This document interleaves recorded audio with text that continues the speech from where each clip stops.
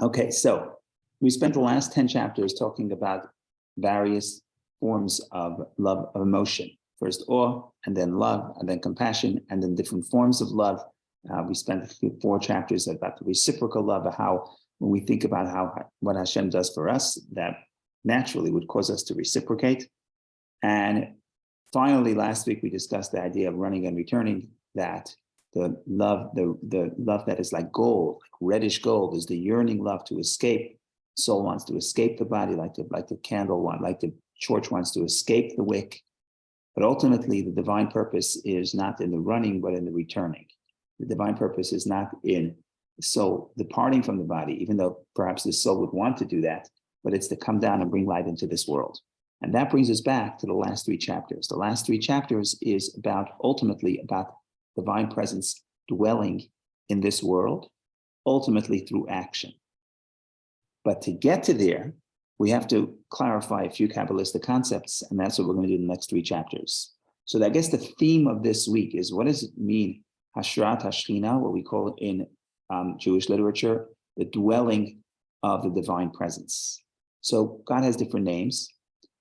Every name represents a different expression, maybe a different sphere. And then you have the name Shechina. Shechina is the feminine, Shechina is the divine presence. Literally, the word Shechina means to rest and to dwell. And the idea is that the level of godliness that dwells in the world, rests in the world, is called a Shechina. And then in the literature, in the Jewish literature, you read about the dwelling of the divine presence. Okay, so we have to figure, because we're saying the whole purpose of creation is for the divine light to dwell in this world, and it's going to happen through action, and we'll get to there by chapter 53. We want to first clarify what is dwelling. What does it mean, that dwelling of the divine presence? The problem with the statement that the divine presence dwells, the problem is that the divine presence, Hashem, is everywhere. We quote the prophets, the entire earth is filled with his glory. The Zohar says, there's no place absent of God. So God is everywhere. So if God is everywhere, what does it mean if there's a place where the divine presence dwells more than another place?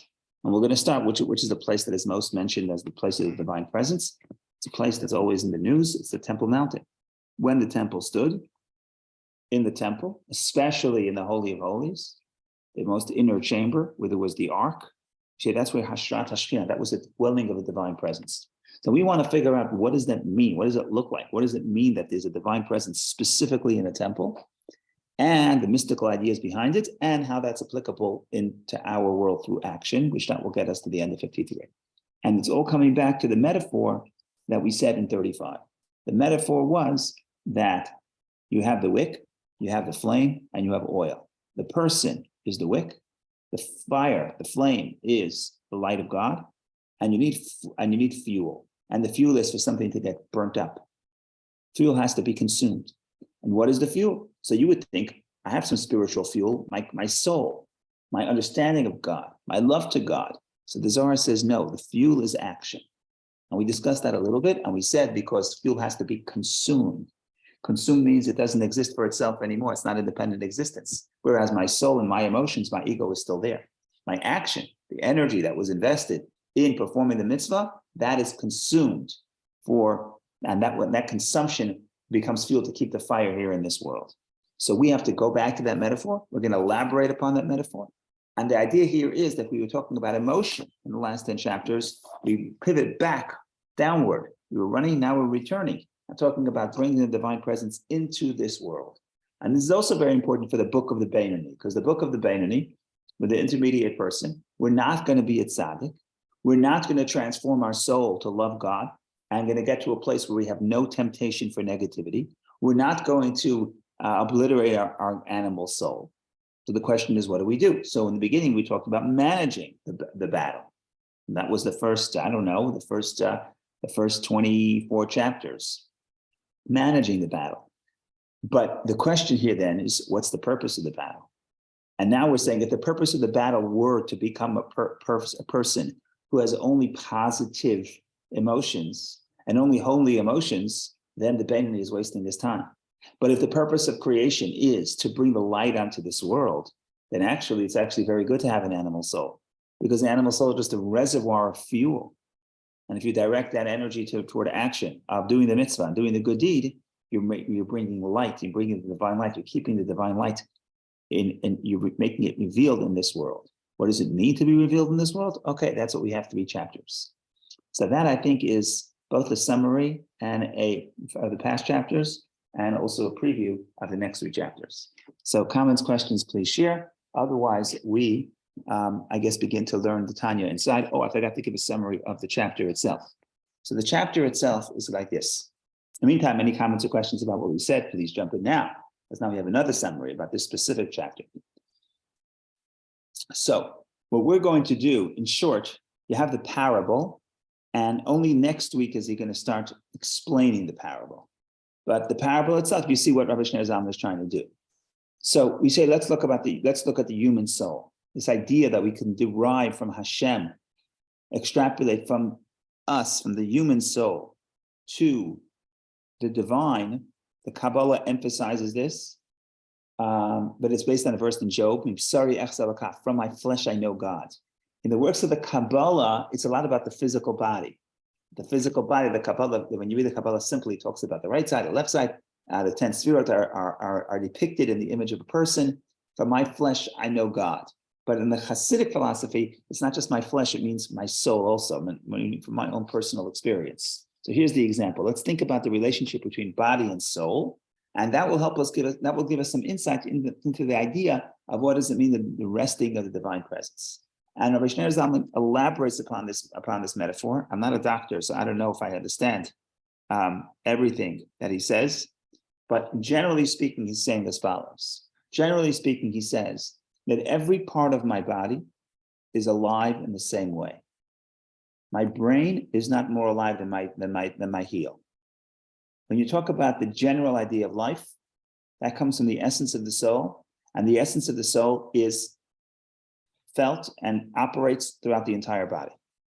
Think of it as, he doesn't say those words, but think of it as a Sefer Kol Almin that we talked about in chapter 48, the light that encompasses all the worlds. In other words, the intense light is equally everywhere. So could you say that my finger is less alive than my brain? No. Life, I'm alive the same.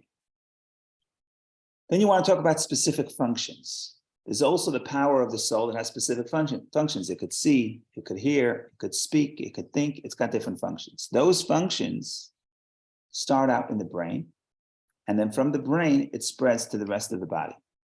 The energy to think, to hear starts in the brain, and then the specific energies go from the brain to the rest of the body. And he elaborates upon this parable. He gets a little bit philosophical about it, but that's essentially the parable. And essentially what we're getting at is the divine presence equally in the entire world.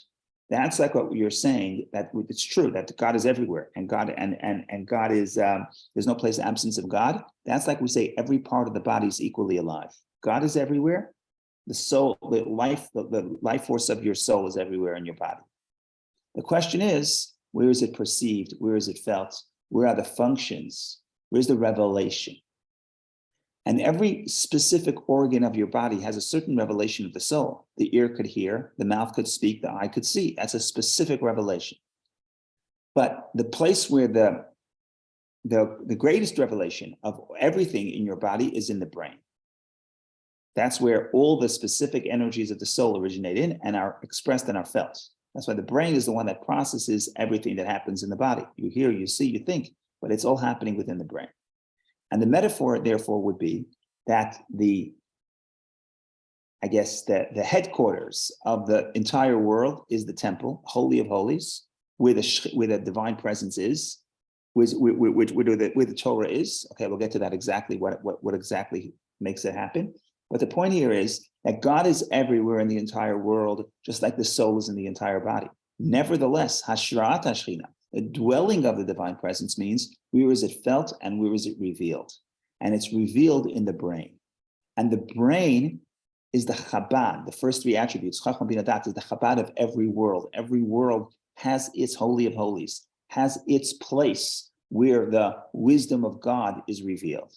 And ultimately, down here, we'll see how it's revealed in the Torah, specifically in the halacha and what to do, and specifically in the action. And that's what we're heading.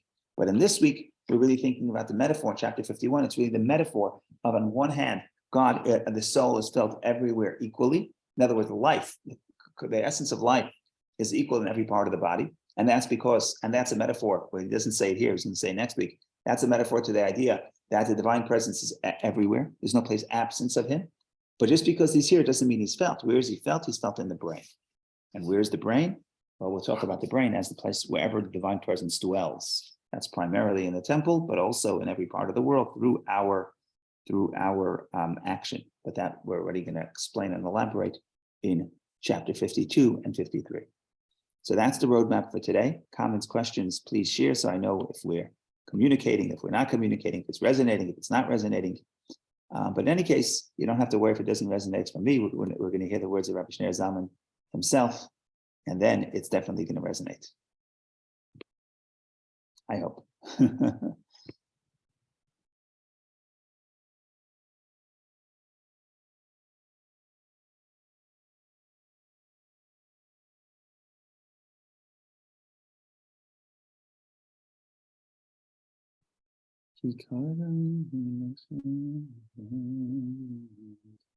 Okay, so you see chapter 53, here he has a whole introduction in the commentary, but it's basically quoting the metaphor of the wick that we said earlier, that we said in chapter 35 when we talk about action, and the fuel to bring the divine presence into this world is not the soul, it's not the love, it's not the awe, it's not the faith, it's the action.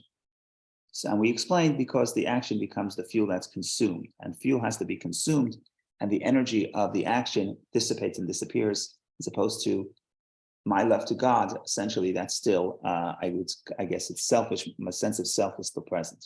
Okay, so we want to elaborate upon that metaphor, and before that, we want to talk about what does it mean, the divine presence, as Rabbi Shneur Zalman is going to say. Okay.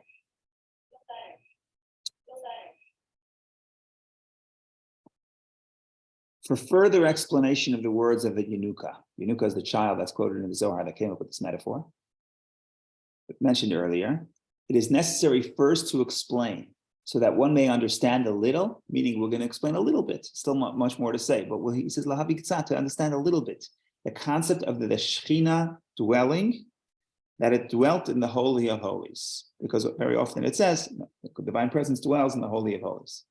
And likewise, any other place where the Shekhinah dwells. There are other places where the Torah, where the literature says that, oh, if you do this, the divine presence dwells. So what does it mean that the divine presence dwells?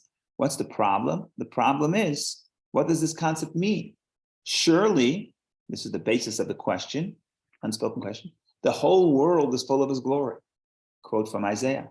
And no place is void of him. Quote from the Zohar. So if he's everywhere, what does it mean that there's specific places where the divine presence dwells? Okay. However, the key to understand the subject is to be found in the text, and from my flesh I see God. That's the verse in Job. But the way we understand it, I'm going to read it from the commentary here. The Alter Rebbe understands these words literally. From what we see within ourselves, in our own soul and body, we can visualize the parallel on the spiritual level in the divine emanations and the world in general.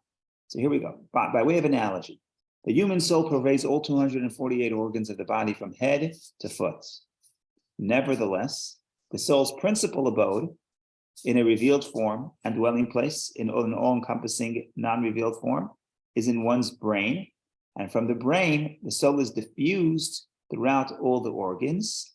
Moreover, each organ receives from it, the soul, a different form of life force and functional power appropriate to it according to its composition and character. What he's saying is that the soul itself has different levels. He's going to elaborate upon this. So let me finish what he's saying and then try to emphasize.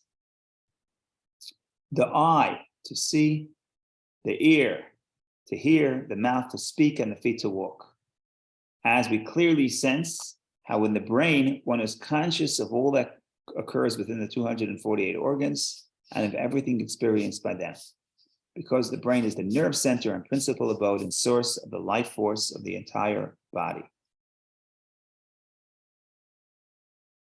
And now we're going to get into details. So he says, so in other words, we're saying a few things. First thing we're saying is, it's not like the soul, the energy is the same, and the differences between the functions of the organs are only because of the changes in the organs. He's going to say that's not the way it is. The soul itself has all the different functions.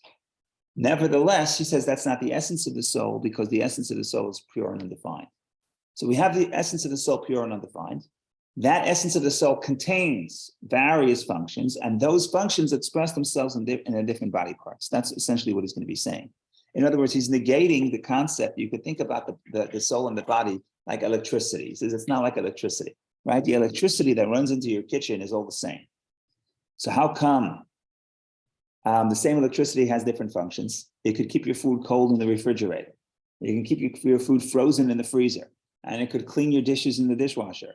And it could, if you have a electric stove, it could heat up your food.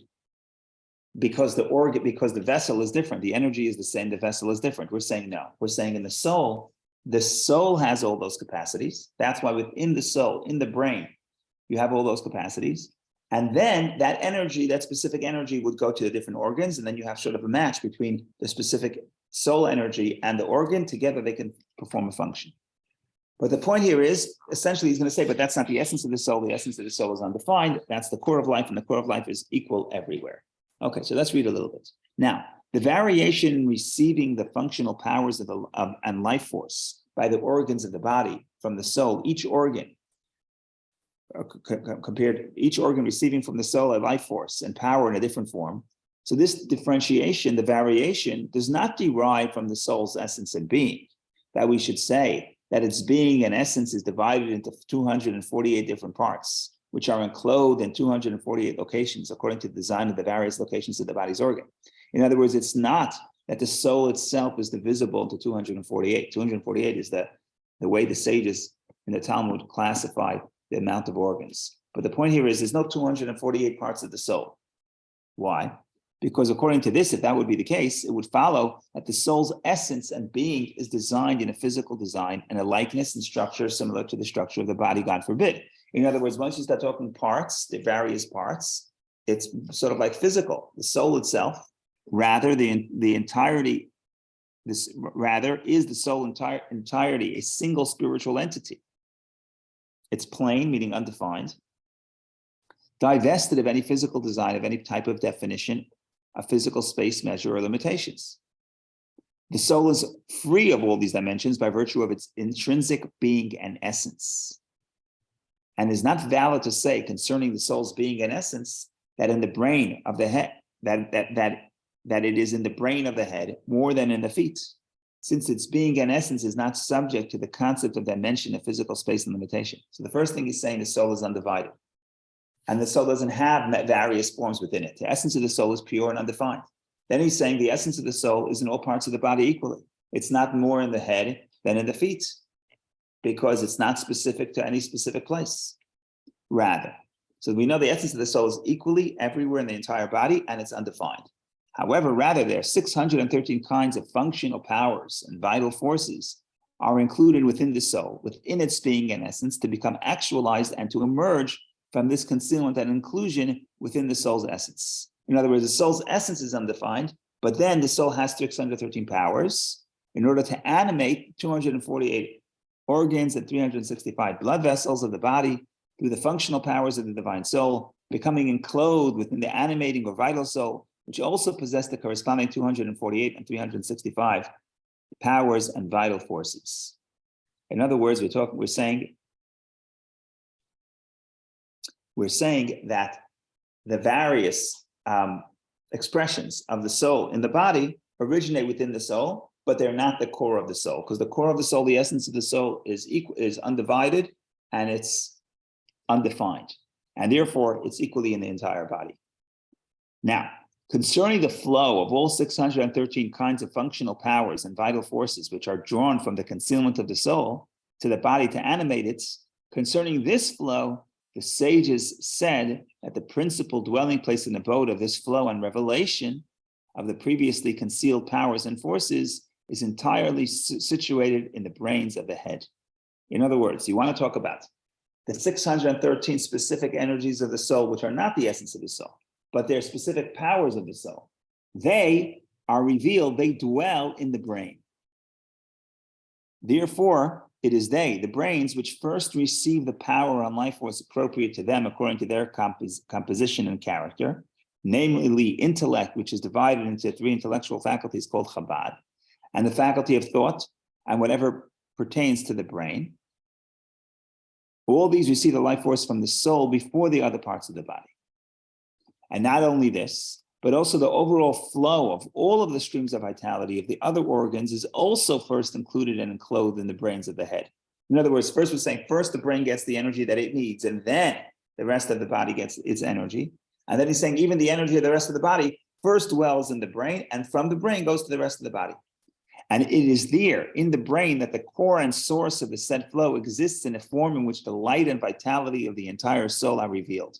In other words, when the general flow of vitality reaches the brain, then the light and vitality of the entire body begin to be revealed.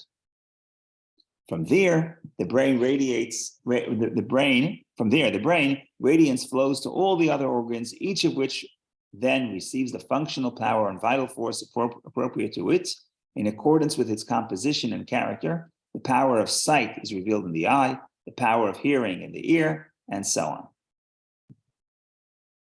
But all functional powers flow from the brain as it is known, for there, in the brain, is located the principal dwelling place of the entire soul in a revealed form. Since there, in the brain, the overall life force which flows from the soul is revealed, it is only the individual faculties of the overall life force which shine forth and radiate from the air of the brain to all the organs of the body, just as the light radiates and shines from the sun onto the innermost of rooms. And now he's going to make the point, because we mentioned this concept in Tanya that the brain controls the heart. He says that's another reason for that. Even the heart, which is the central organ from which all other organs receive vitality, the heart diffuses to all organs, receives its own vital force from the brain, which is why the brain naturally dominates the heart, as explained above in chapter 12 at length. Okay, so that is the metaphor from the body. And now we're going to turn back to the soul a little bit, to the God a little bit. So what are we saying from the body and soul? Again, stay simple. The essence of the soul is undefined. Undefined means it's also indivisible, which is one pure energy. This energy has within it 613 specific forms of energy. Those forms of energy are revealed first in the brain, primarily in the brain, and from the brain they go to the rest of the body. Okay, so let's see how this applies to God. To God's creation of the world, God will be like the soul and the world will be like the body. So let's see. In a truly similar manner, figuratively speaking, does the blessed Ein Sof fill all worlds so as to emanate them? And in each world there are creatures without limits or end, myriads upon myriads of various grades of angels and souls and so on. And so too is the abundance of the worlds without end or limits, one higher than the other, and so on. So just like the body has all different organs, the soul, there are 4 spiritual worlds, but within the spiritual worlds, there are many specific creations, many souls, many angels, etc. And then it's within the 4 worlds, there are many, many levels of worlds, etc. So now we're going to look back at the metaphor. Just like in the body, we say every part of the body is equally alive. So too, the essence of God is equally in all the worlds. But that's the essence of God. That's not the revelation of God. So here we go. Now, the core and essence of the blessed Ein Sof is the same in the higher and lower worlds, as in the example of the soul mentioned above. Right? So if you're talking about where's the essence of God present, the presence is in all worlds equally. And as it is written in the Tikkunim section of the Zohar, that he is hidden from all hidden. This means to say that even in the higher hidden worlds, he is hidden and concealed within them, just as he is hidden and concealed in the lower worlds. So we refer to God as hidden from the hidden worlds. Simply, it could be read, he's the deepest secret. He's hidden from the deepest secret. But the way we're interpreting it is that the essence of God is revealed from the hidden worlds, from the spiritual worlds. The essence of God is concealed from the spiritual worlds, which we refer to as the hidden worlds, just as he's concealed from the physical worlds, because the essence of God is unknown in all the worlds. This means to say that even in the higher hidden worlds, he is hidden and concealed within them, just as he is hidden and concealed in the lower worlds, for no thought can apprehend him at all, even in the higher worlds. So what comes out?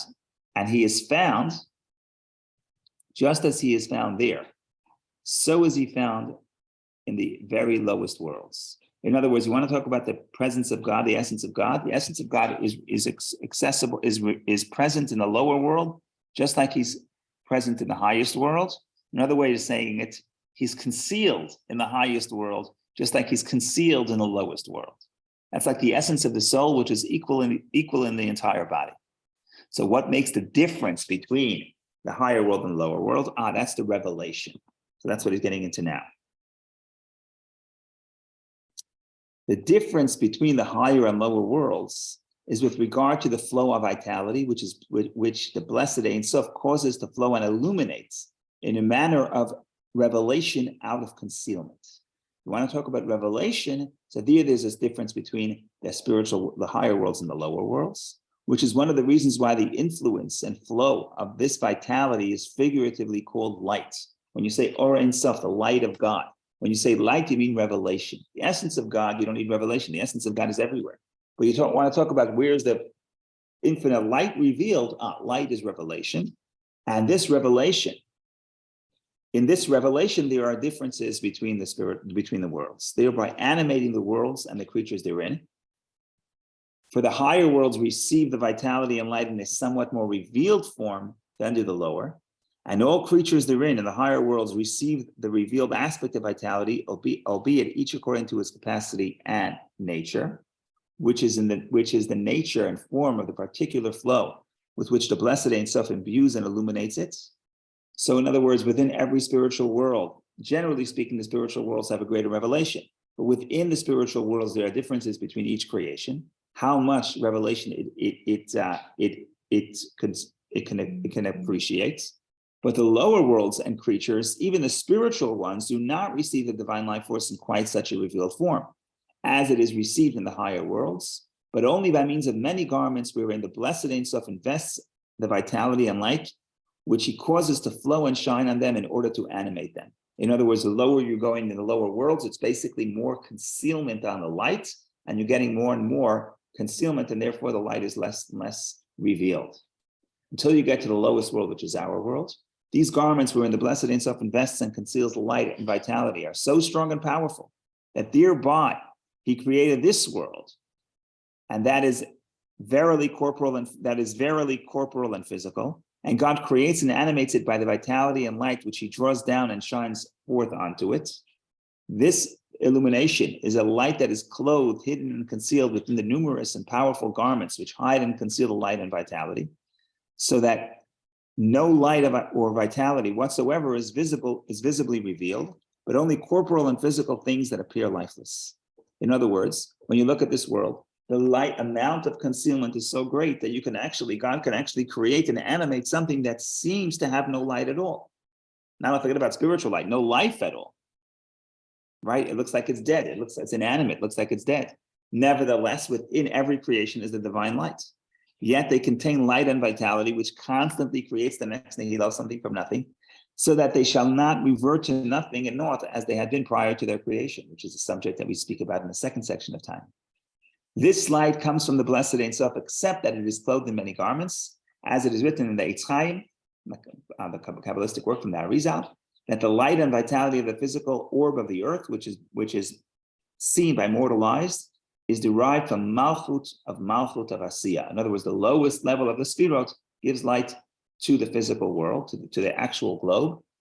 In it is contained Malchut of the next highest world, the world of Yetzirah, so that in all of them are concealed the 10 Sfirot of the world of Atzilut, which are united with the emanator, the blessed Ein Sof. What is he saying here? He's saying here as follows. He's saying that even in the lowest world, you have the physical world, you have the complete amount of concealments. You end up with physical rock. You end up with the actual planet, the planet Earth. You don't see any light, but there is light. What is the light? The lowest level of the 10 Sfirot of the lowest world. Malchut of Asiya. But that's only a concealment. If you go deeper within that energy, you will find the Malchut of Yetzira, within that the Malchut of Bria, within that Malchut of Atzilut. So in other words, the infinite light is present, but it's concealed. In other words, what makes the difference between the higher worlds and the lower worlds is the amount of revelation. And this ties back, so that's the end of chapter 51. You'll continue elaborating on the meaning of the metaphor in chapter 52. But just to summarize what he's saying if you want to look at the divine presence like the soul is present in my entire body equally. It's not more in the brain than it is in the foot, in one dimension. That's the essence of the soul. And therefore, you want to talk about life, which part of me is more alive? My toenail is just as alive as my brain, because the essence of life comes from the essence of the soul. The essence of the soul is indivisible. You want to talk about revelation? Where do you see the function of my soul? Oh, so then there are differences. First of all, every organ has its own revelation.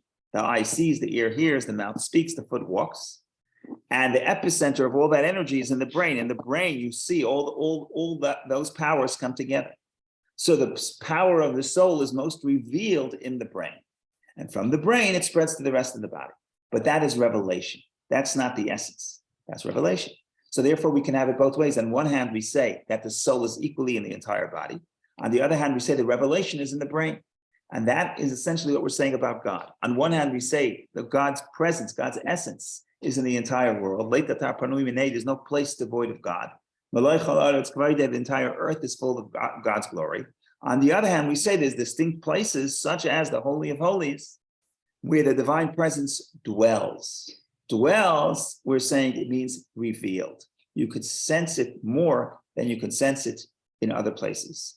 So that is the kernel of the idea in 51. In 52, he's going to get more specific about the various degrees of a divine revelation in the world, different eras in the world, in the first temple versus the second temple versus the destruction of the temple, sort of 3 periods. So we still have to elaborate on this point, but we're working toward the concept of understanding, the concept of revealing the divine presence in the temple and ultimately in our action, tying it back to the metaphor that the fuel for the divine presence, now we understand, once we understand what the divine presence is, but the fuel for the divine presence ultimately is the action and not the love and not the emotion and not the faith, but the action itself.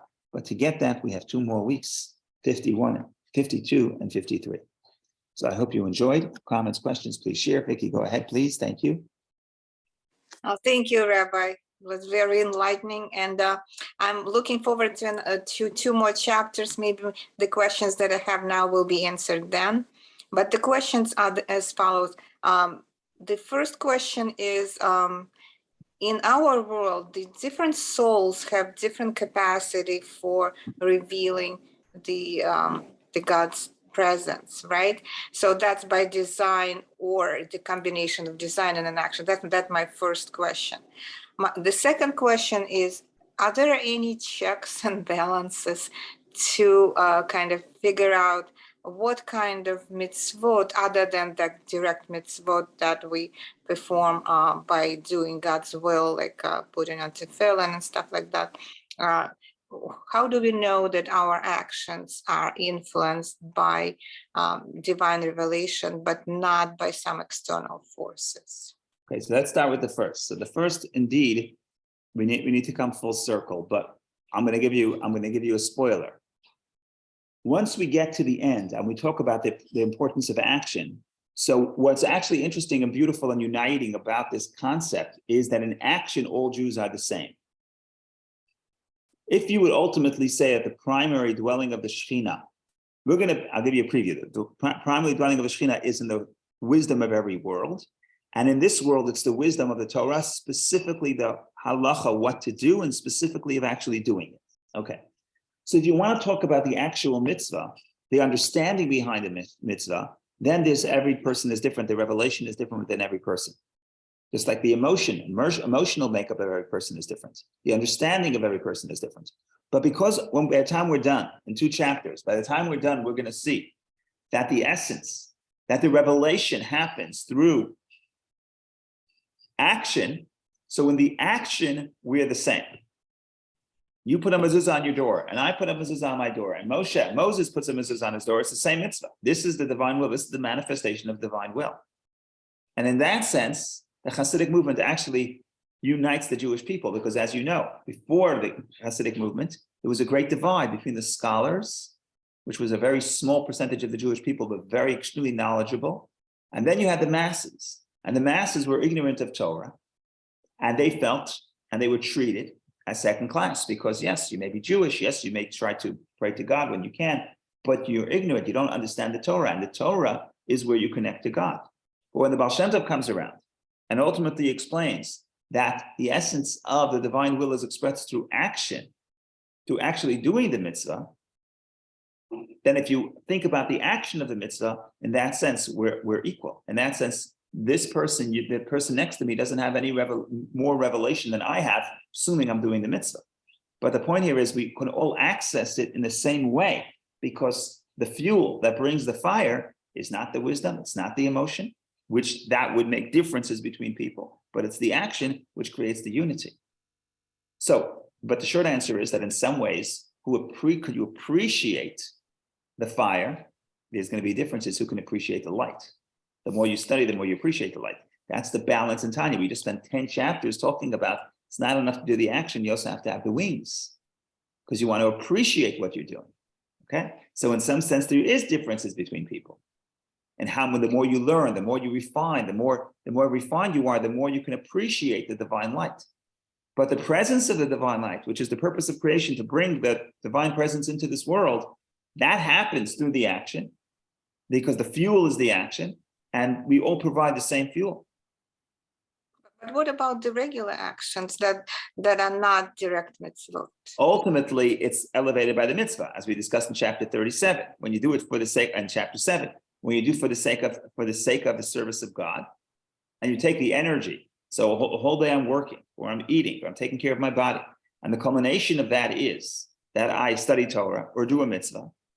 Then I'm elevating all the energy that was invested in bringing me to this point.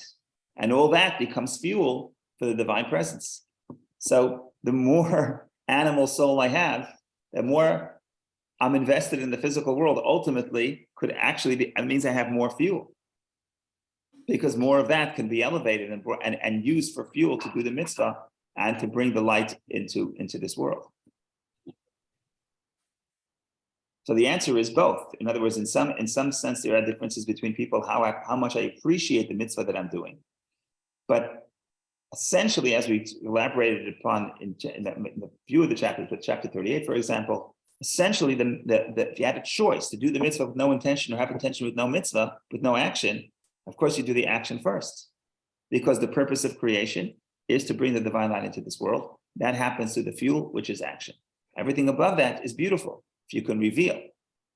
So we are still in the process of coming full circle to that, because right now we're not really focusing on action yet, focusing really on the brain.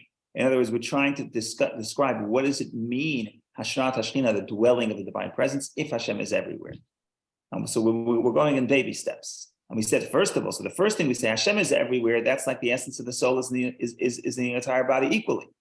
Every part of my body is equally alive. Revelation of the divine presence, where is it seen? Where is it felt? Oh, then there's superiority to the brain.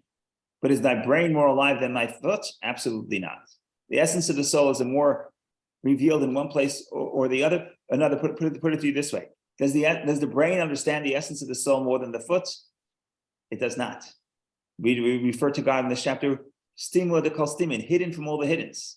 In other words, even the highest world, he's hidden even from the highest world, because the essence is unknown. And therefore it's present in everybody equally and is concealed from everybody equally. In other words, all parts of the body. And that's the essence of God. The essence of God is present in the entire world equally and concealed from the entire world equally.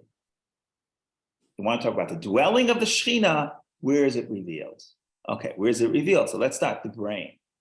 Let's start with the brain. And then in the metaphor, we're going to elaborate upon it next week, that in the temple, in the Holy of Holies, in the Chabad, the wisdom, understanding, knowledge. And ultimately, we're going to tie it all back to the action and how ultimately to bring the divine fire into this world, it's going to be through action. And the actual last words of Tanya, if I'm not mistaken, is Yashem Elokecha Yishech Lahu, quote from the Torah, Deuteronomy, the Lord your fire is a flame, the Lord your God is a flame of fire. God is the flame of fire, and our job is to provide fuel. The more my animal soul, my possessions, my wealth, my success, that just means I have more fuel. So if I started the book, I said my animal soul is the obstacle. At the end of the book, the animal soul is a reservoir of fuel for the fire that will bring God into this world. But I still have negative energy. That's beside the point. I still have negative desires. That's beside the point. That's not the way you think about it. You think about it, ultimately, you think about it as your job is to control the thought, speech, and action. And when you do that, your fuel of the animal soul, even though it itself is still negative, it itself still desires negativity. But because its energy is used to fuel the mitzvah, it is elevated as well. And we have transformation. It's like you have fire's transformation of matter to energy. Fuel is transformation, matter to energy. So the divine presence comes onto this world when the physical, the animal soul is transformed to energy for the godly soul. So this, ladies and gentlemen, is the story in short. We're going to continue unpacking the metaphor next week to find out where exactly and how exactly the divine presence is felt in this world, to which degree. And that's going to tie into the idea that in the temple times, it was easier to feel the divine presence. Now it's more difficult. Now the place that we find it is in Torah, but all that will be the discussion that will continue about unpacking this metaphor of the soul and the body. On one hand, the soul is equally in every part of the body. On the other hand, revelation, there is distinction, and the brain is primary when you talk about the revelation. Thank Thank you all for joining. Sorry for the slight delay in the beginning. Have a wonderful Shabbos, and we see each other in good health. And in the meantime, make sure we provide a lot of fuel for the fire, the light of Hashem in this world. Shabbat Shalom. Thank you. Shabbat Shalom. Thank you. Thank you. Shabbat Shalom. Take care, Karina. Thank you. Shabbat Shalom. Shabbat Shalom. Take care.